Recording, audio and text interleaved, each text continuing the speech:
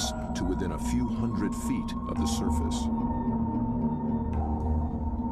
They are large, aggressive, in-your-face squid called the Humboldt. They're one of the most formidable predators in the ocean, and almost nothing is known about them. To cameraman Bob Cranston, the Humboldt have become an irresistible challenge.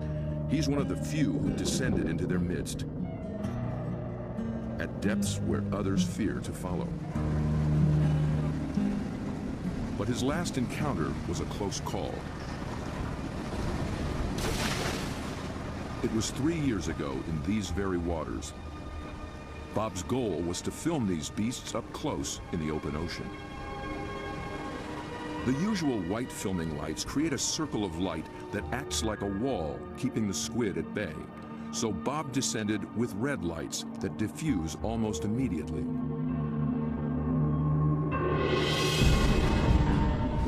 Suddenly, the squid were too close. For an instant, it seemed they would tear him apart.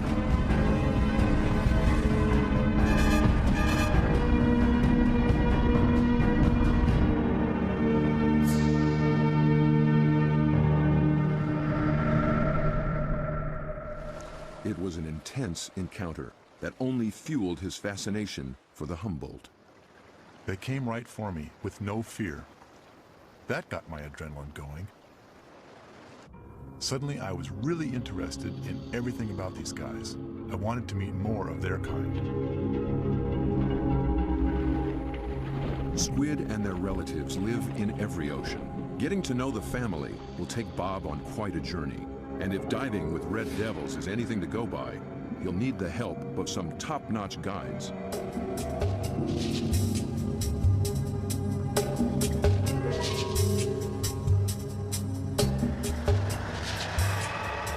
Bob begins his quest far to the north in the dark, cold waters of the Pacific Northwest. In the maze of bays and inlets along the coast of British Columbia, there dwells the giant of its kind, but it's secretive and very hard to find. Bob's asked Dr. Peter Ward for help. Peter is a paleontologist and an expert on the origins of this creature. He has decades of experience in these waters, and there's no substitute for local knowledge. So Bob, I got some maps of the underwater area we're going to go see tomorrow. Cool. And the nice thing about this, these are really high-quality side-scan sonars, and they give images in great detail. From these, we can pick out caves or dens, really, where the creatures that we seek can be found. Face-to-face with my camera. Whatever. Bob's been filming underwater for more than 30 years. He's one of the best at very difficult diving. It's a rebreather, a closed-circuit rebreather. The CO carbon dioxide is pulled out, add a little oxygen, it comes back and you breathe it, same as the guys who walked on the moon. It's really cool. I can stay down there with the creatures and film them for as long as I can stand the cold. The water registers 47 degrees. Without a dry suit, a diver could slip into unconsciousness from the cold in just half an hour. Waterproof zipper. Same zipper they use in spacesuits. Only in a spacesuit, I think they pressurize it. In this suit, you get vacuum packed. Get all these fancy lights. I think that one means low. Getting a little warm.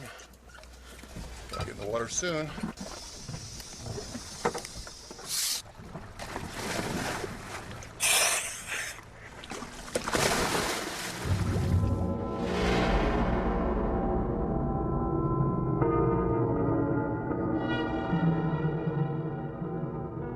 These gloomy green depths are called the Emerald Sea, and although cold, they are rich in oxygen and nutrients.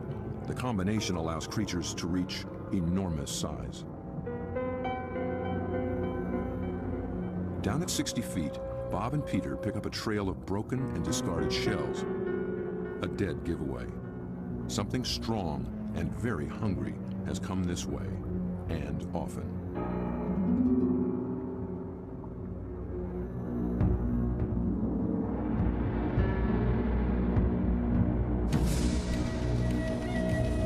Should show more caution.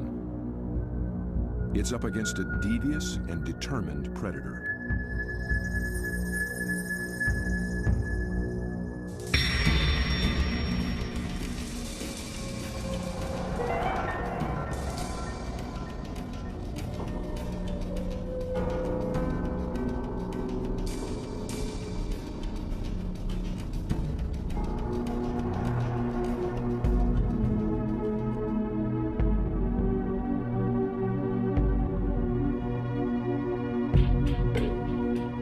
As Bob approaches, his quarry appears to have found him.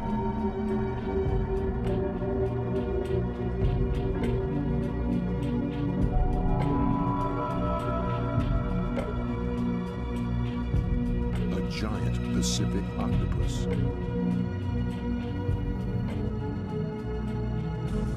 Eight arms of sinewy muscle lined with grasping suckers reach out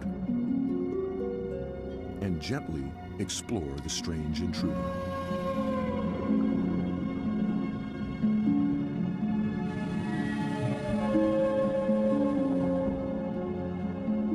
A giant can reach 20 feet from arm-tip to arm-tip and weigh in at 200 pounds. It's the largest octopus in the great clan called the cephalopods, the group that unites the octopus and squid. It's an ancient tribe, the first large predators in the sea.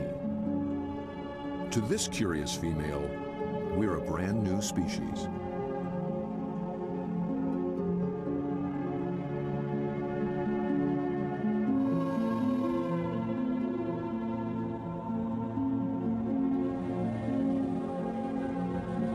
Cephalopod means head-footed, a good beginning in deciphering the octopus's amazing design. The head and body are encased in a large, soft sac, and the foot, derived from its distant relatives, the clams and snails, has become a siphon, a water jet to propel it in any direction.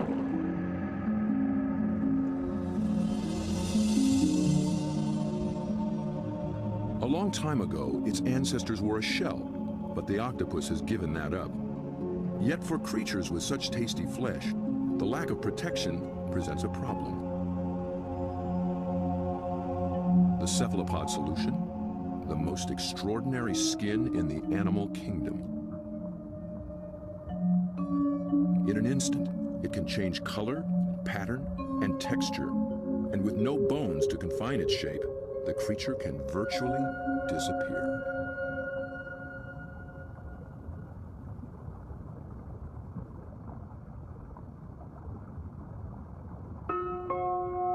Another female lies sequestered in her den, tending to her brood of eggs.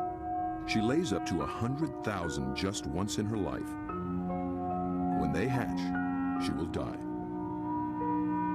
These clever, curious creatures won't live long at all. Their entire lifespan is no more than 3 or 4 years.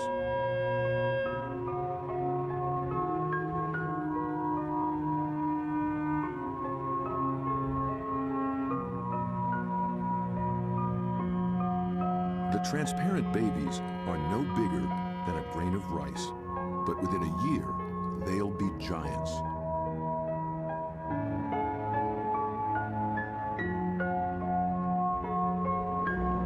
While the lives of these complex beings are all too brief, their line reaches back 500 million years, long before sharks began swimming the seas. This would be a great spot right in here. Peter Ward has spent 35 years delving into cephalopod family secrets. He's brought Bob to a special outcropping of rocks. They were once well submerged in a much warmer sea and still hold a record of that long ago time. Fossils are found in these rocks, fossils of relatives of the octopus, actually. They're called ammonites. And how old are they? 80 million years in age. 80 million years. Yes, sir. That is old. Back in those days, cephalopods made beautiful curved shells. If you dig long enough and hard enough, you can find some beautiful stuff.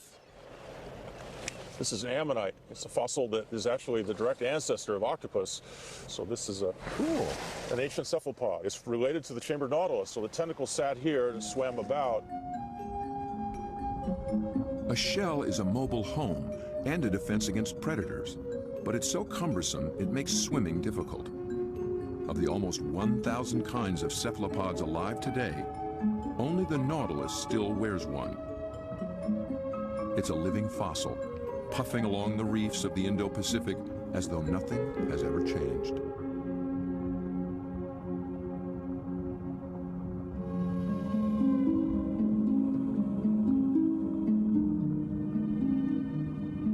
Bob returns for one last dive with the octopus.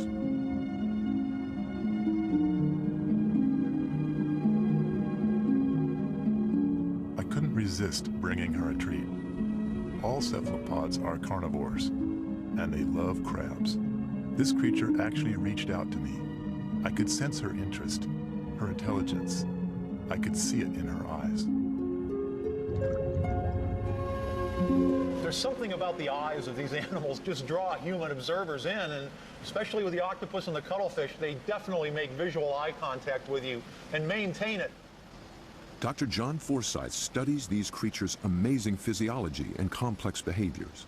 And I've come in and played games with octopus where I'll duck down and they'll raise up and look at me, and then I'll raise up and they'll duck down, and this will just go on for 15 or 20 minutes. Like this guy, I can barely see him over there, but when I look up, oh, you know, see, he's coming up. Because I think they look for our eyes. I think they try to make contact with our eyes as well.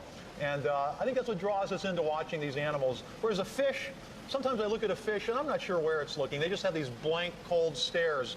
But with a cephalopod, it's really never like that. At the National Resource Center for Cephalopods in Galveston, Texas, John maintains quite a collection. There are several kinds of octopuses, a school of small squid, and another relative, the cuttlefish. For John, the eyes of a cephalopod are not just the windows to its soul. They tell you a lot about how the animal lives. The octopus has a rectangular pupil that captures light reflected off the sea floor. Squid's large round eyes are adapted to seeing darting prey in the twilight of the open ocean.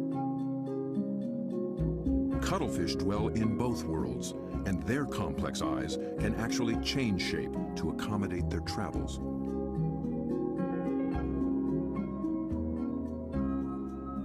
But it's not in their eerie eyes that cephalopods reveal their inner feelings. It's in their remarkable skin. Millions of tiny sacs of pigment, called chromatophores, dot their skin, each controlled by minute muscles. With a little flexing, a cephalopod can flash with rippling bands of color.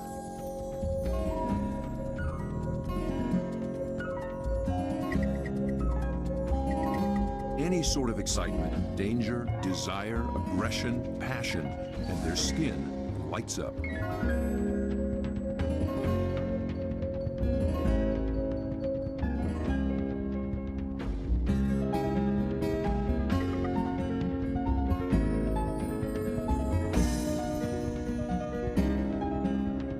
For creatures with no vocal abilities at all, this is the way they communicate, in a language of light and color.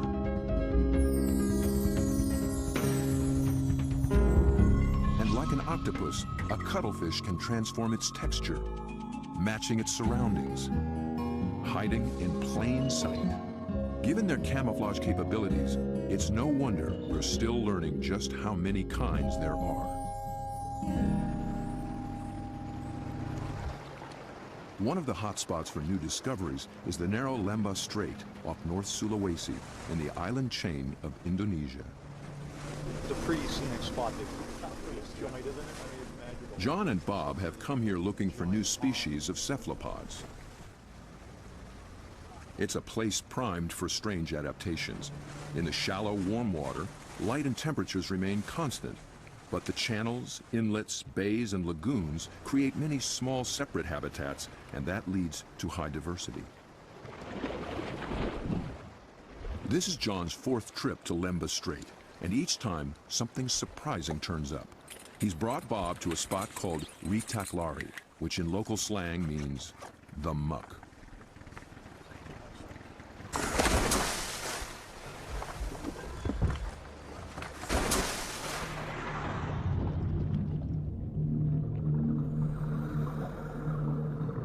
At first glance, it's a vast, flat disappointment.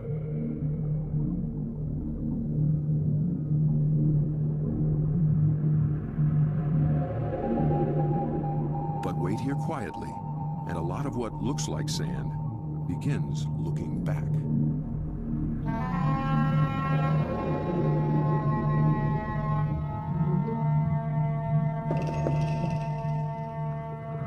From the still of the muck to the roaring straits, a lot of effort goes into not standing out. Drifting reeds are actually floating razorfish. And the end of a few branches turn into ornate ghost pipefish.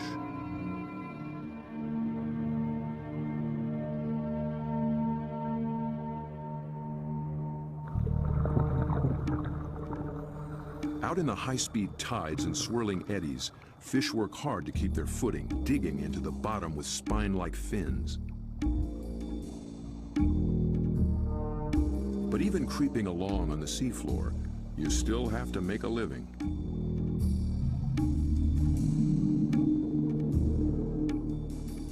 A harmless-looking weed rolling in the current is a hairy frogfish trolling for a meal.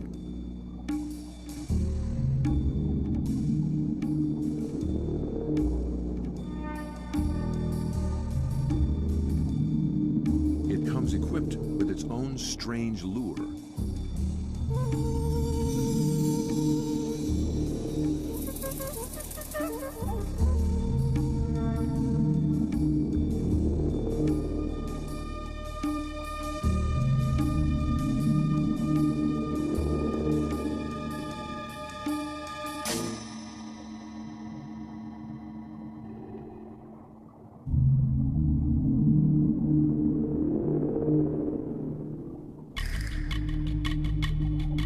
The sand offers the best retreat, but the crab has already been spotted. A marginated octopus is the perfect little predator here. Good camouflage, good eyesight, good grip.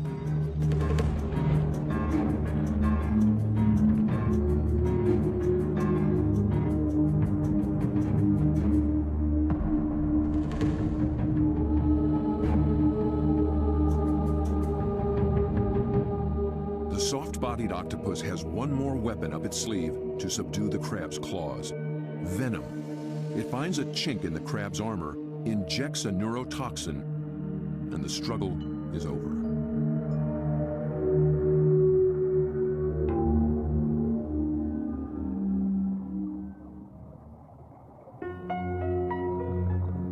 In such an open setting, the trick for every creature is to find some place to hide.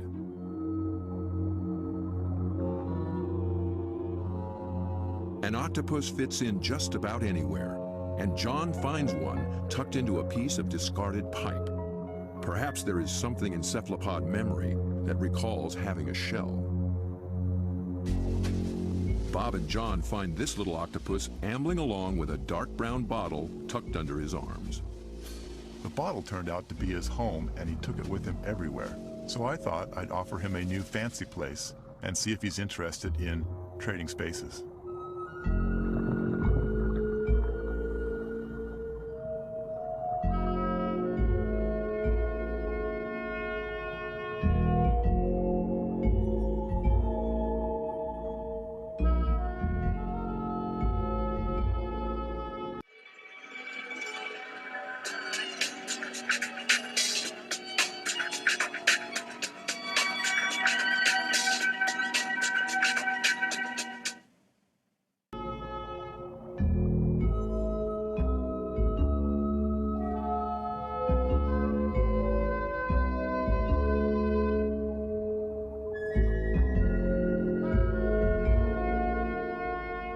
I began to worry he might get confused by this clear glass. and wouldn't remember how to get back out. But after a few minutes, he slipped through the opening and went straight back to his old brown bottle. He'd made his choice. I think the clear glass was a little too bright, and besides, there's no place like home, especially when you can take it with you.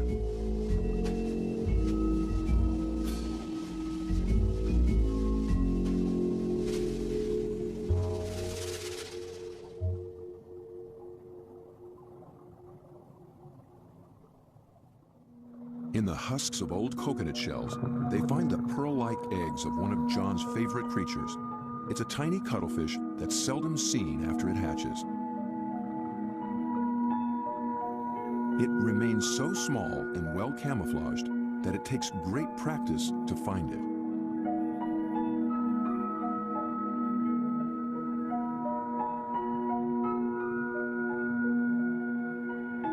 Down on the sea floor, it appears to walk across the bright stones, its rippling colors blending in and standing out.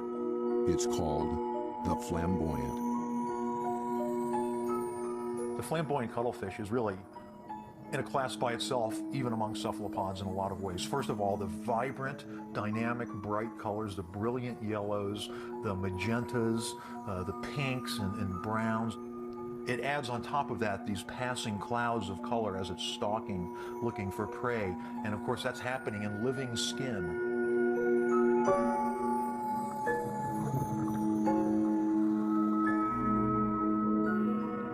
A lot of these animals are surprisingly bold.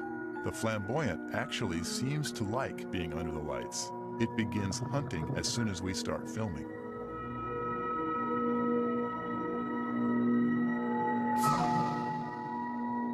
My video lights attract little shrimp and crustaceans. Perhaps the cuttlefish can even see better in the lights as well.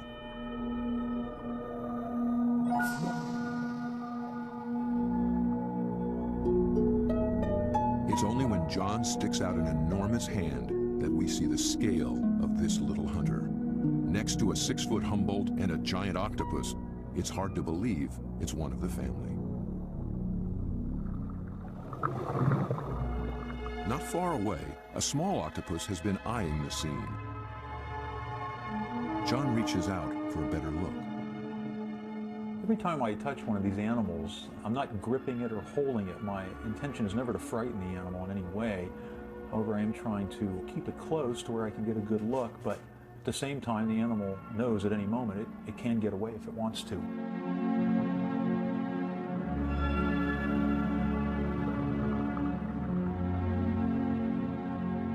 This octopus gets away all too soon. John thinks it may be a brand new species never seen before.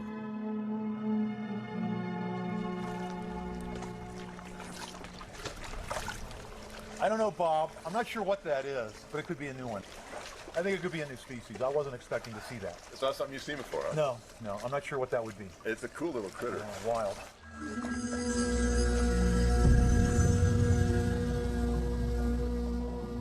The waters of Sulawesi are full of new discoveries, and one is an octopus designed with a special brand of disguise. It lives in the same waters as the banded sea snake, whose bold stripes announce its potent venom.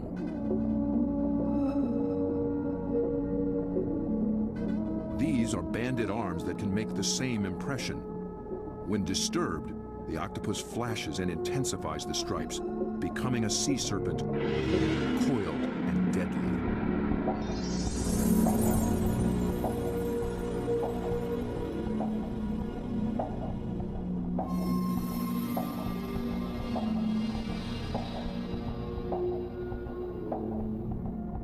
The creature has not yet been named by science, but it is known to be a fraud.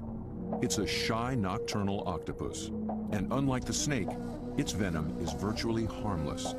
Its stripes are simply a ruse to intimidate would-be predators.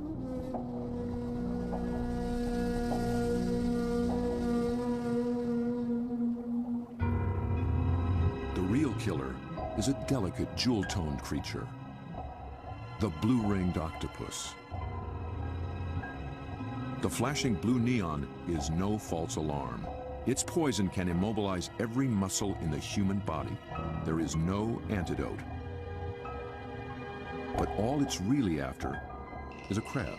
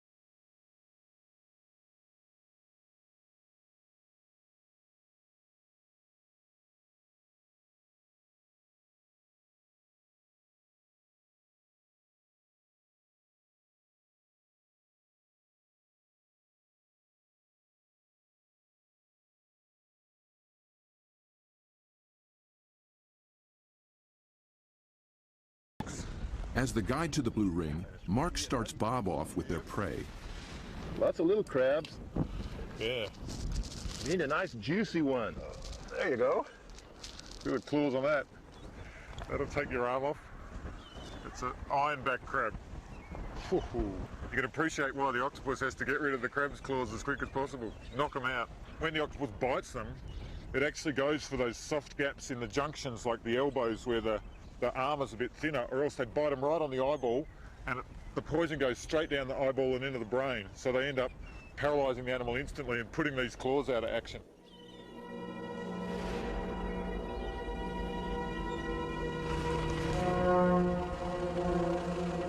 The dive begins after dark, when blue rings are most active. And it's not off some wild, remote beach. The deadly blue ring lives just beneath the town pier.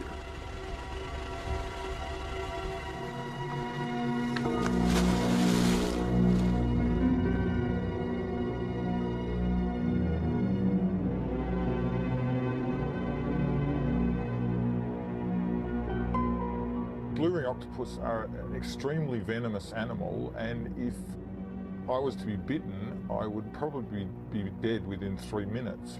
Your body would start stiffening up and you'd lose the capacity to breathe, you'd lose the capacity to wave or walk or run away, you'd run out of oxygen and you'd suffocate. But these little animals are really shy, really secretive, and the last thing they want to do is attack humans. They don't eat humans, they don't drag people out of their cars and drag them down the beach. They just feed on crabs. But tonight, not even a crab could catch its attention. This is a male, and he's just found a female. 2 wild blue rings are preparing to mate.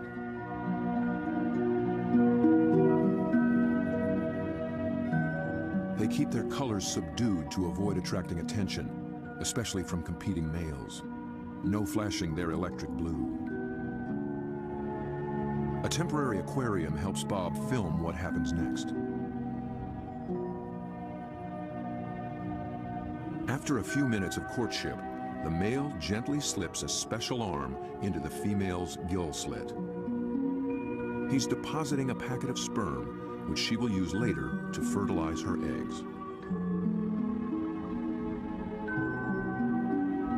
It's the end of their relationship, and most likely the end of his brief life. That was all he needed to accomplish. Just beneath the very same pier is another cephalopod almost never seen in shallow water. New research finds that they too pack a poisonous punch.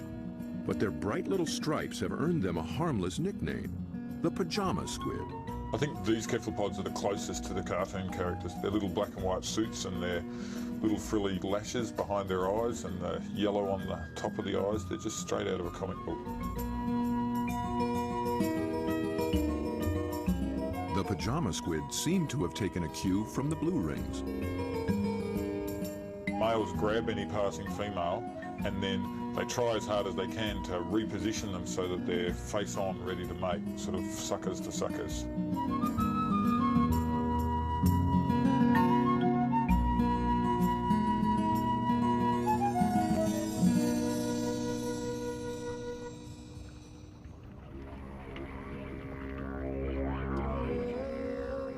The mating season is also picking up off Australia's southwestern coast.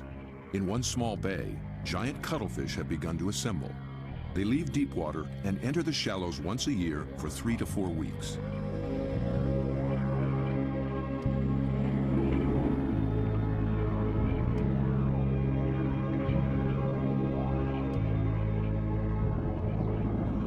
The males are 3 feet and massive, with 8 flowing arms and one all-consuming purpose. A much smaller female takes refuge in the rocks.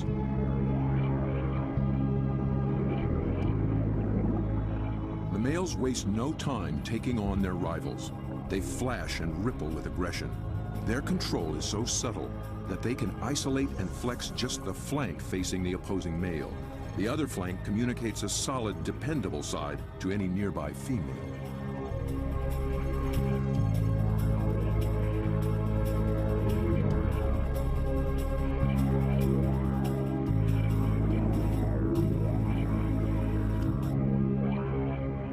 One male has claimed her and takes possession. He'll guard her now, keeping her beneath him until she is ready to lay her eggs. Jules, you around here somewhere? Bob is heading for this far-flung coast, but before diving with these giants, he needs to brush up on the subtleties of cuttlefish communication. This is a crazy place to meet a scientist. Julian Finn is a leading expert on the intense social dynamics of the cuttlefish. He comes to this junkyard to scrounge up special equipment for an interesting experiment. Hey, Jules. Over here, Bob. Oh, okay. Oh, there you go. Yeah, it's You into lots old of stuff. cars? Oh yeah, I love them. I've got a number of old cars and plenty of treasures in this place. Cuttlefish speak a visual language, and Julian wants in on the conversation. Cars, but also got a few ideas about making something to use on these cuttlefish in Whyalla, trying to get a bit of a different shot. So Looks like junk to me. Meanwhile, the cuttlefish continue to gather.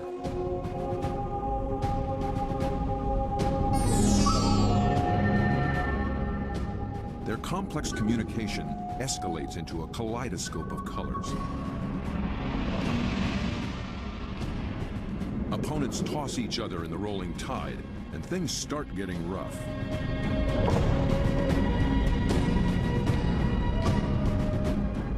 The violence can rip up their all-important skin, sabotaging a male's chance to impress and intimidate. And someone's nursing a torn-off tentacle.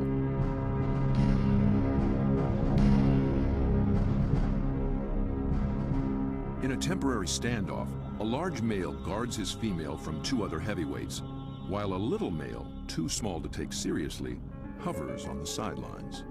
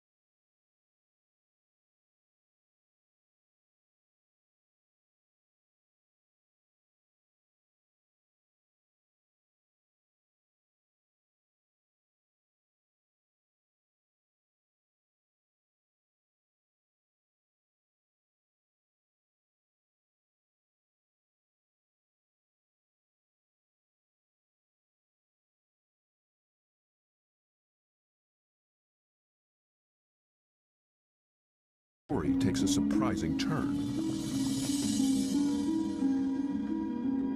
The small, unimpressive male has sneaked in and begun mating with the unguarded female. He's not signaled, nor flashed, nor dazzled.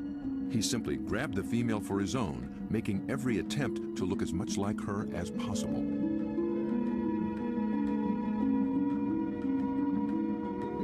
The aggressive male makes no headway with the mirror and finally moves off to resume his duties.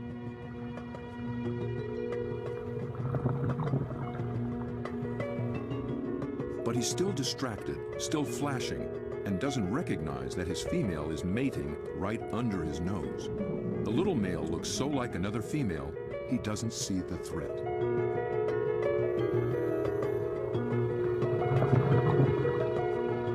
At last, he senses something's wrong and moves in to reclaim his female.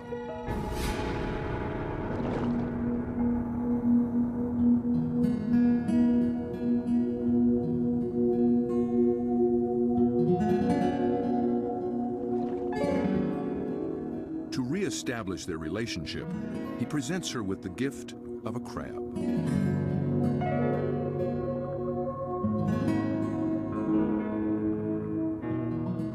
With so much going on in cuttlefish society, Julian will be experimenting for a long time to come.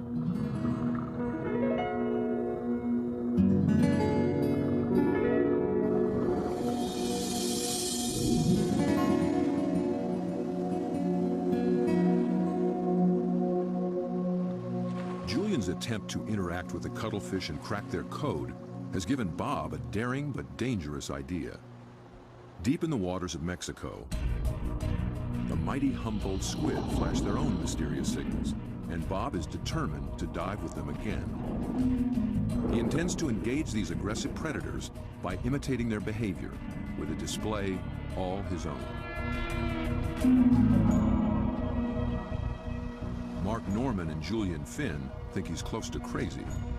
Sure, you've got the blue-ring octopus that can kill you within a few minutes with the poison, yet there's something scarier about a squid that can rip off your flesh and tear out your throat, so to speak. I think you'd be really sensible to work with shark cages with those animals, because the stories I've heard are these massive animals that will effectively skeletonise a cow in a minute because they're such voracious predators. Bob Cranston has no intention of taking this advice. His whole goal is to interact with these squid on their terms, in their world.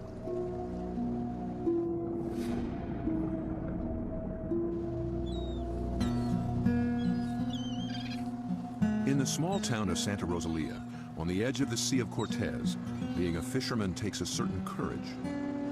We lose people every other year. Somebody dies. I had a friend that they found floating in the ocean last year. It's lucky they found him because they're carnivorous. They'll eat you.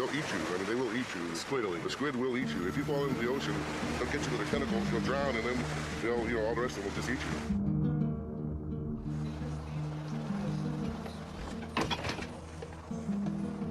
Despite their dread, these fishermen face the Humboldt on a nightly basis. Bob will need their help if he hopes to find when and where the squid are rising. Alberto. When the Humboldt flash on and off, Bob intends to flash right back. Yo no sé. This is a flashlight, big flashlight for squid.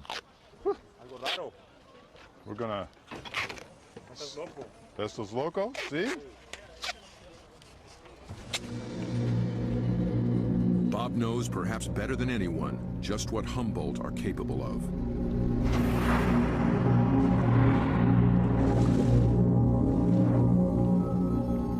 But it's not fear that he feels. It's an intense fascination for such alien creatures in a world so different from our own. For me, there's just something about these animals. Maybe it's because this type of diving in itself is a great challenge. It's hard to work at these depths.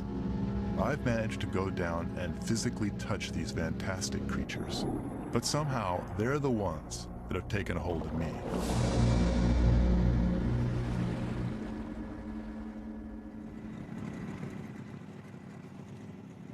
He's 12 miles from shore. Aside from his assistant cameraman, there'll be no backup down below, and no source of help at all topside. There's not so much as a radio on this little boat. These are small boats, it's a big ocean. There's a language barrier between me and the fishermen who think I'm crazy to dive in the water anyway. If I disappear and drift away from this boat, the fishermen will just think the squid ate me and they won't even bother coming to look for me. Yet Bob has confidence in his own experience and in his plan. I've made up this light tube and filled it with strobe lights. The idea is that the Humboldt squid flash for communications. They flash at each other, they flash at the divers, and so I hope to elicit some kind of a reaction from these animals with this light tube. Beneath the boat lies 1,000 feet of open water and sea monsters.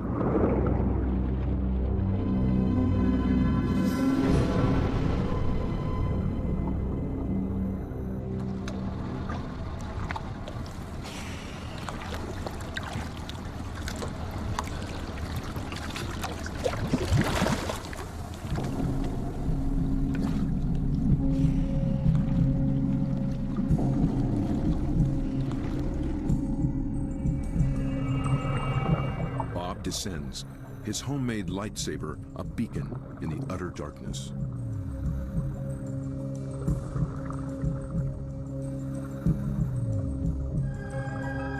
Right away, there's a complete surprise. Mobile arrays. They're seldom seen in a school like this. Already the night has taken on unexpected possibilities.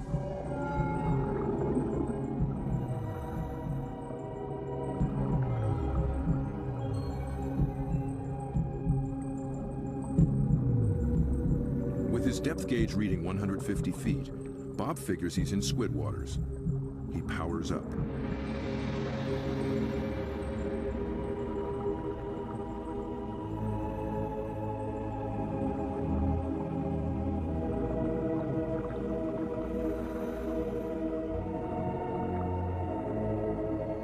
A giant swarm of pink krill mobs the lights. Suddenly, Bob's in the middle of a midnight feeding frenzy.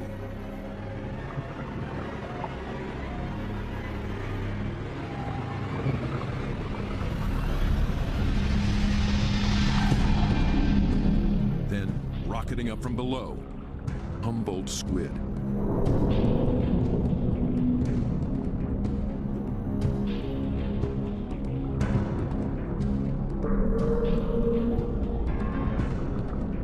They're flashing red and white.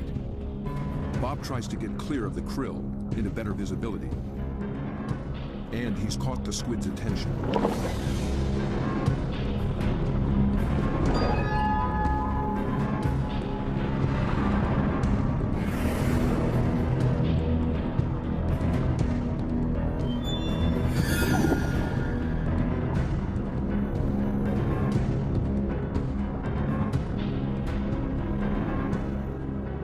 Transfixed by this enormous eye up from the deep. I can sense this creature thinking, but I can't imagine what.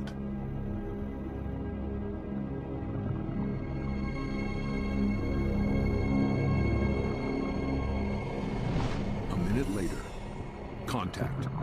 The squid grabs hold, testing the light the only way it can.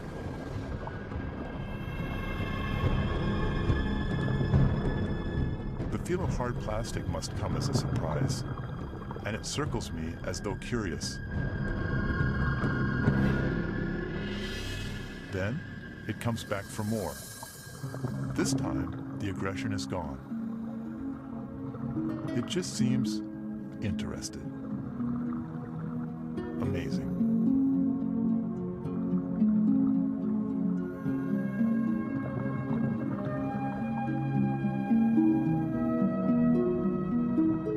Play for a moment. Then suddenly, it's over.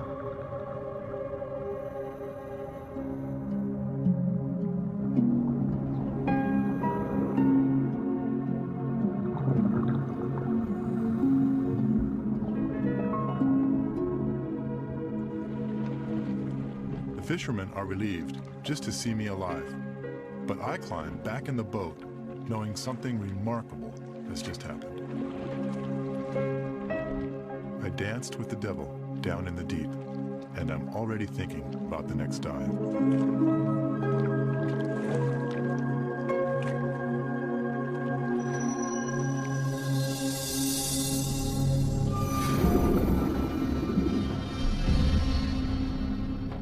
It's certain that Bob will return to dive again with the mysterious Humboldt, perhaps with a new strategy on how to make contact. He's just at the beginning of this extraordinary quest.